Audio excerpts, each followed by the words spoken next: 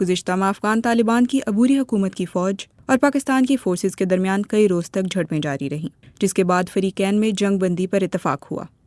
پاکستان نے اس لڑائی میں میزائل اور فضائی قوت استعمال کی، لیکن طالبان فورسز نے کون سے ہتھیار استعمال کیے اور ان کی کون سی کمزوریاں کھل کر سامنے آئیں؟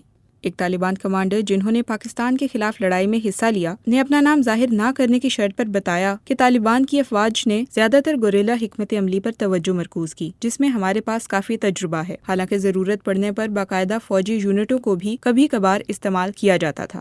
گوریلا حکمت عملی میں گھات لگا کر سرپرائز حملوں کے ذریعے حریف کی اضافی نفری کی آمد میں تاخیر پیدا کی جاتی ہے۔ پاکستانی فوجی ماہر عامر رانا کا کہنا ہے کہ طالبان ابھی تک گوریلا گروپ کو معیاری فوج میں تبدیل نہیں کر سکے اور اس لیے وہ اپنے پرانے گوریلا حربے استعمال کرتے رہتے ہیں۔ افغان طالبان حکومت کے کمانڈروں کا کہنا ہے کہ گوریلا حکمت عملی کے علاوہ انہوں نے قبائلی علاقوں میں مقامی انٹیلیجنس ذرائع سے بھی فائدہ اٹھایا ہے۔ طالبان فوج کے زیر استعمال ہتھیار۔ طالبان کے زیادہ تر ہتھیار سابقہ افغان فوج، غیر ملکی افواج کے چھوڑے گئے ساز و سامان اور بلیک مارکیٹ سے حاصل کیے گئے ہیں۔ طالبان حکومت اور پاکستانی افواج کے درمیان حالیہ جھڑپوں کی ویڈیو سے ظاہر ہوتا ہے کہ طالبان نے زیادہ تر ہلکے ہتھیار استعمال کیے، جبکہ بھاری ہتھیار بہت کم دکھائی دیے۔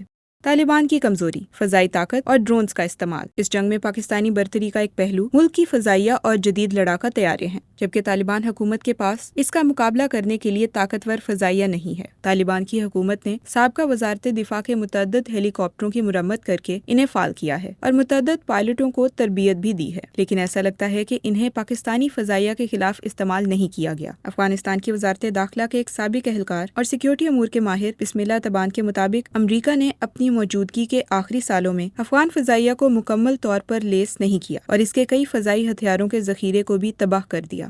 اسی طرح ڈرونز کے متعلق عامر رانا کا کہنا ہے کہ طالبان اور تحریک طالبان پاکستان جیسے گروپس کمرشل ڈرونز کو نگرانی اور محدود حملوں کے لیے استعمال کرتے ہیں، لیکن عملی طور پر ان کے پاس جدید فوجی ڈرون استعمال کرنے کی صلاحیت نہیں ہے۔